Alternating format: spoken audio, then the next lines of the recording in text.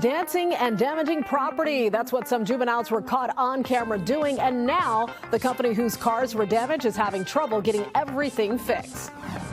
Plus, we'll tell you some ways all the parents out there can avoid burnout. Hello, everyone. You're watching The Rundown. I'm Robin Winston. The CEO of TikTok is firing back at the federal government after President Biden signed a law that could ban TikTok if the company maintains Chinese ownership. In a video posted on the app, the CEO said the company will go to court to remain online in the U.S. He says that the Constitution is on TikTok's side and the company will prevail. Many people who rely on TikTok for their income are hoping that happens. Because of TikTok, we were able to scale so quickly. I think a huge part of my business is going to go away. But leaders in Washington say the popular app poses national security concerns because China could get access to extensive personal data, and there's the potential of using the platform for propaganda. The vote by the Federal Trade Commission to ban non-compete clauses in employee agreements could have far-reaching implications for workers and their employers. Non-competes are agreements workers sign preventing them from going over to a rival company or network. But with the ban on those agreements, it now gives people the potential for more work and better pay. Entertainment attorney Jonathan Handel says the ruling could make it harder for shows like NBC's Chicago Fire to bring back actors they put on hold in the event they want to bring them back for another season. During that time, they may not be able to work. Now, is that a post-term non-compete? Has the employment ended and now they're being forced not to compete? Or is it something of a different flavor? That's what's complicated about it. The U.S. Chamber of Commerce, the country's largest business lobby, said it plans to sue the FTC over the ruling. The FTC's rule is set to go into effect in August, but is unlikely to be enforced until the court challenges are resolved. Okay, it's time to check in with meteorologist Belinda Leon. Let's see what's in store with your first alert forecast. Hi, everyone. As we inch closer to the weekend, we're going to start to see some changes. But at least through the end of the week, hang on to the jackets and be careful when you get behind the wheel. We're going to have areas of drizzle from a deep marine layer, and our friends in the deserts will have some gusty winds. As we head into the weekend, that's when high pressure moves back in, the temperature's warm, and the sunshine returns.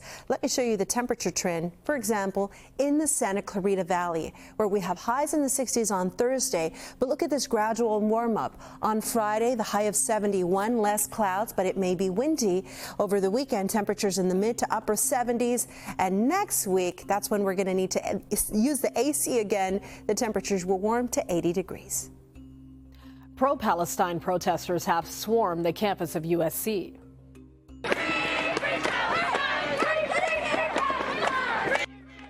A total of 93 demonstrators were arrested during the protests. Campus security says some students were violating the private university's policy that prohibits camping on campus. After several warnings, the LAPD moved in on campus in tactical gear, and those arrests were made. Students watched it all unfold. And to be honest, my leg can't stop shaking. My heart's pounding. I woke up this morning to see that this was happening on campus.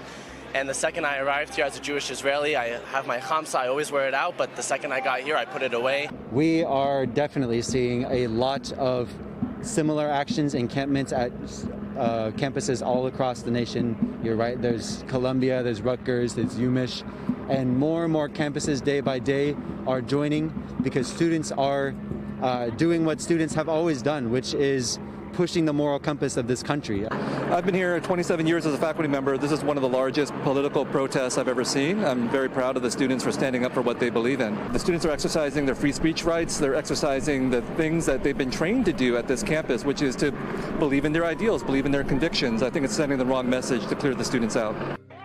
Organizers say the group is demanding the university cut all financial ties with Israel, full amnesty for pro-Palestinian activism, and calling for a ceasefire in Gaza. The USC campus closed down as a result of the protests, but the university is allowing students to attend classes remotely. The occupation action at USC is part of a growing list of college campuses all across the nation that have seen encampments and protests over the Israel-Hamas war. Former President Donald Trump's hush money trial continues in New York. Earlier in the week, jurors heard testimony from the former publisher of the National Enquirer about arrangements to kill stories that could have hurt Trump's 2016 campaign. Mr. Trump pleaded not guilty to 34 counts of falsifying business records. As Donald Trump sits in that New York courtroom, the Supreme Court will hear arguments about whether he's immune from prosecution. Mr. Trump claims American presidents should not face criminal prosecution for things they did while in office. He's charged with conspiring to overturn the 2020 election during his final days in the White House, a charge he denies. A lawyer for the federal government will try to persuade the justices that presidents are not immune from criminal prosecution and that Mr. Trump was not carrying out his official duties as he sought to overturn Joe Biden's election victory.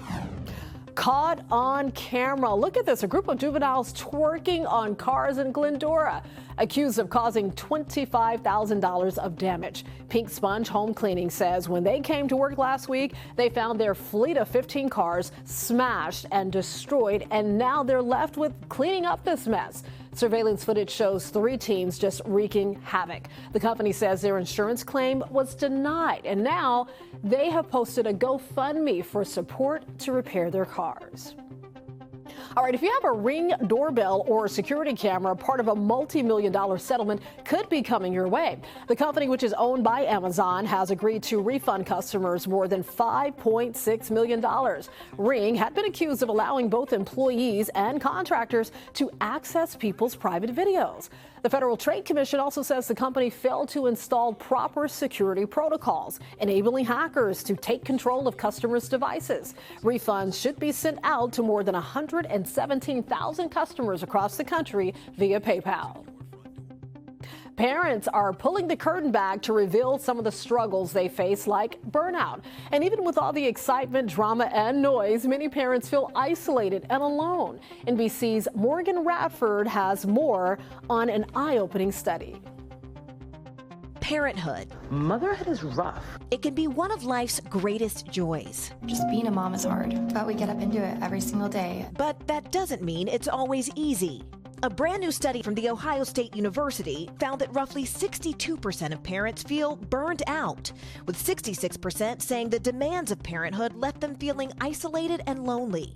In fact, nearly 40% say they feel they have no one to support them, and 4 in 5 want to connect with other parents. The reality is that it can be isolating. It's a reality Ann Helms knows all too well. She's a working mom of 2 who says she struggled with feelings of loneliness and isolation.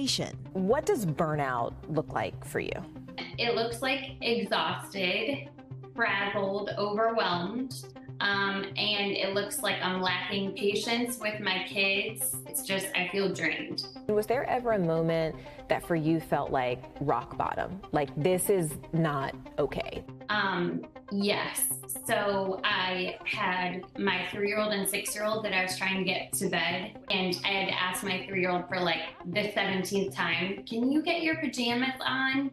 And she was like, Mommy, calm down, don't yell. And I was just like, whoa, was I yelling? Because that didn't even register as yelling. And she's far from the only one. Loneliness is far more than just a bad feeling. Last year, the U.S. Surgeon General declared an epidemic of loneliness, calling it a public health crisis, one that can lead to higher risk of heart disease, stroke, and dementia. Even a 60% increase in the risk of premature death, or the equivalent to smoking about 15 cigarettes per day. Researcher Kate Golick, who's also a mom, says it's something parents should seek treatment for, just like any other condition. Parents that identify as having burnout often are also identify as being very lonely. And so these two are very interrelated.